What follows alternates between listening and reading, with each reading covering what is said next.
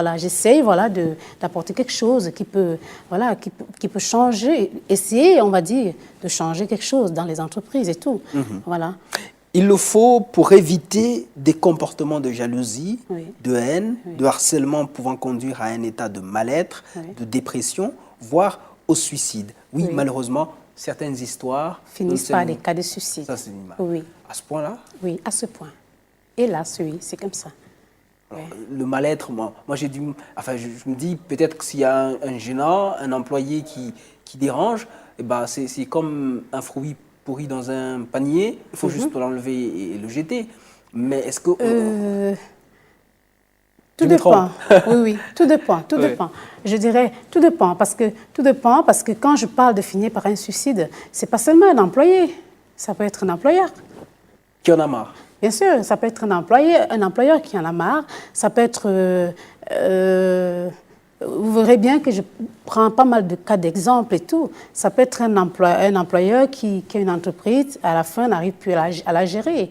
Et, Vous ressortez notamment les conséquences très graves bien sûr. Que peut provoquer le mal-être, parce qu'il faut préciser que c'est le mal-être qui est au centre même. Voilà, de ce livre. Et vous essayez de montrer en fait tout ce qui tourne autour, si Exact. on laisse l'entreprise Oui. être un peu accaparée, envahie Oui. par cette atmosphère malsaine. Voilà.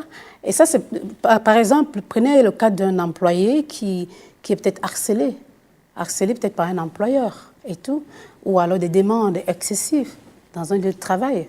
Bien entendu, ça peut pousser un employé à aller se suicider, à commettre un acte, je ne veux pas trop parler du mot suicider, mais à commettre un acte de ce genre, quoi. Et vice-versa. Un employeur aussi peut se retrouver... Tellement acculé, tellement oppressé. Bien sûr, c'est-à-dire que mon but, ce n'est pas simplement de dire qu'il faut de l'amour, un dialogue et tout. Non, non, c'est un ensemble de tout. Moi, j'essaie un petit peu de dire aussi aux chefs d'entreprise, écoutez, vous avez une entreprise, vous devez la gérer, mais trouvez un moment aussi pour vous. Trouvez un moment et tout où vous vous ressourcez différemment. Voilà, pour ne pas être accablé aussi par ce souci de l'entreprise qui vous prendra tellement la tête qu'à un moment donné, vous n'aurez plus d'autres issues que, voilà. Sortez un peu du cadre du travail. Sortez un petit peu aussi du cadre. Allez Très voir bien. ailleurs. Voilà. Donc c'est un ensemble. Voilà, c'est un ensemble ce que j'essaie d'aborder. Moi, j'essaie un petit peu de combattre le mal-être sous toutes les formes.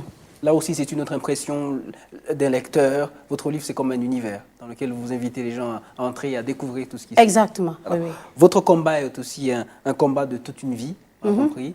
Combat contre notamment le mal-être, un fléau, dites-vous, qualifiez-vous de dévastateur, qui atteint toutes les couches De sociales. société, oui. Un fléau qui mine d'abord l'employé Oui. ou l'employeur et provoque des conséquences néfastes sur les résultats de l'entreprise. De l'entreprise, oui. Est-ce qu'on peut... c'est un livre thérapeutique aussi. C'est un livre thérapeutique. Ah, fait, ça reste même un livre thérapeutique. C'est même un livre thérapeutique, oui. Ouais.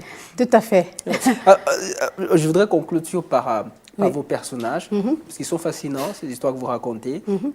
Oui, avec des prénoms bien fictifs, mais Oui. les histoires, c'est elles qu'on devrait retenir à la fin, parce que Oui. c'est les histoires qui véhiculent le message, vos illustrations, parce que en fait, vous passez un message et vous choisissez des personnages pour le dire à votre place. Oui, c'est ça. Pourquoi vous avez choisi cette technique? Ben, écoutez, parce que c'est plus... je trouve que c'est beaucoup plus facile. Et puis, j'essaie d'écrire des livres. Vous voyez, je ne fais pas des romans. J'essaie vraiment d'écrire des livres simples, pratiques. C'est-à-dire avec peut-être des mots de tous les jours, mais qui peuvent amener des gens à changer de comportement. Voilà, c'est un peu ça, à changer. C'est un appel. Afin que les gens changent de comportement, afin que quelqu'un qui lit ce livre se dise, écoutez, peut-être dans un lieu de travail, chez moi, je ne sais pas moi, je vais employer un mot qui n'est pas très bien, j'emmerde peut-être mon collègue de temps en temps, alors il faudrait peut-être que je voie ça, peut-être que je suis bien un facteur de mal-être chez ce monsieur ou chez cette dame. Vous voyez ce que j'essaie de dire? La même chose pour un employeur et tout, qui a des demandes très exigeantes par rapport à son employé.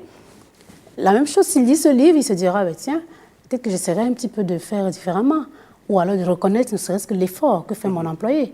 Vous voulez qu'à la fin de votre livre, en fait, après l'avoir lu, que quelqu'un se dise... Qu'il reçoive quelque chose. Oui, ça m'a servi à quelque chose. Oui, j'ai appris quelque chose. C'est ça. C'est pour cela que... Oui. Vous avez une méthode narrative pédagogique. Oui, c'est ça. C'est bien le terme. C'est ça. Ouais. Ouais. Alors, il y a aussi le fait que, un peu dans votre personnage, quand vous les prenez, la magie de tout ça, c'est qu'on arrive dans chaque personnage à... Si on ne s'identifie pas, par exemple, dans Jacques, on se retrouve dans Georges. Oui, exactement. Si on est une fille, on ne s'identifie pas à Julie, on se retrouve dans Marianne. Oui. Donc forcément, on se trouve quelque part. Ça, on se trouve quelque part, C'est forcément. une chef. Alors, il y en a qui a fait énormément d'études, et puis Marianne, je crois. Oui. Et là, quand vous lisez, vous dites, bon, peut-être, moi, c'est pas mon rôle, mais après, vous lisez Julie. Julie, qui, elle, par exemple, est directrice D'une entreprise. très grande entreprise. Et Oui. là, vous tombez, si vous êtes un employeur, exactement dans votre prototype. Oui. Et là aussi, vous pouvez dire, si je suis un garçon, peut-être si Julie ne vous convient pas, vous êtes chef d'entreprise, mais vous êtes un garçon, vous tombez sur Jacques, qui est patron d'un grand restaurant. Et là, on retrouve le management, mais c'est aussi la Tout à capacité fait. de... Et là, ce que je voulais faire comprendre, c'est que justement, le travail de management, c'est difficile. Voilà. Quelqu'un qui doit manager un grand restaurant, c'est pas évident. De gérer un grand restaurant avec des employés, c'est difficile. Une maîtrise de Moi, soi, j'ai vu des chefs de cuisine, des chefs cuisiniers qui faisaient du chantage à leur patron, qui leur disaient aujourd'hui, je ne viens pas à la cuisine. Alors qu'il y a des clients. Alors qu'il est employé. Vous voyez ce que je veux dire? Et le patron qui se met à dire, ouais, il faut que tu sois là et tout. Vous voyez? Qui s'oublie. Alors, vous vous rendez compte, un patron comme ça et tout, c'est pas facile pour lui de gérer les sommeliers. Sommeliers, ensuite, ça se dit sommelier, ça dit que ceux qui servent, voilà, et tout. Et puis, gérer la cuisine et tout, c'est pas facile. En tout cas, moi, je recommande ce livre, surtout pour les employeurs, parce que ça enseigne un peu aussi cette maîtrise de soi qu'il faut avoir, Très bien, oui. etc., et qui est inéluctable dans le savoir-faire managérial, etc. Moi, je l'ai lu en tant que manager, mais peut-être bien qu'un jour, pourquoi Ça pas, arrivera. ça arrivera. Ah ouais. Et là, je saurai quoi faire. Uh-huh. Merci beaucoup, Félicité Je vous en Fidiez. prie.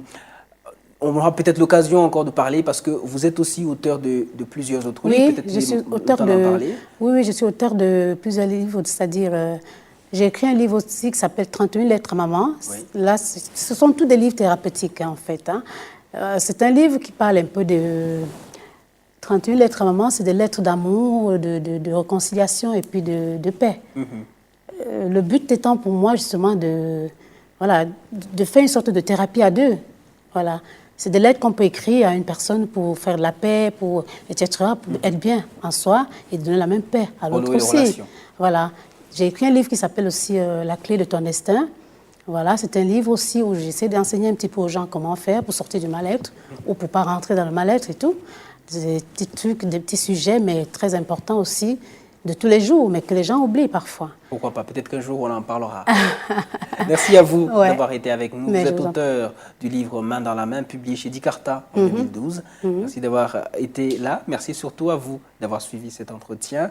On se quitte cependant avec d'autres livres disponibles en librairie. Quant à nous, on se retrouve la semaine prochaine. Au revoir. Le prix du sang en République démocratique du Congo, de Georges Lazare.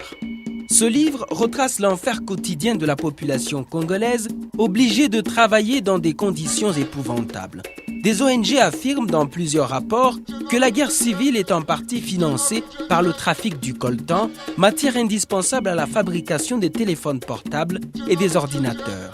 Des hommes, mais surtout des enfants et des femmes, sont ignoblement exploités autour des mines de l'enfer, dans la province du Sud Kivu, d'où sont extraits ces métaux. Le prix du sang en République démocratique du Congo, disponible aux éditions Akoria. Méthode d'aide à la décision appliquée pour le développement au Burkina Faso, de Wanpanga Jacob Youkbaré. La méthodologie Data Envelopment Analysis est une approche en recherche opérationnelle et aide de la décision.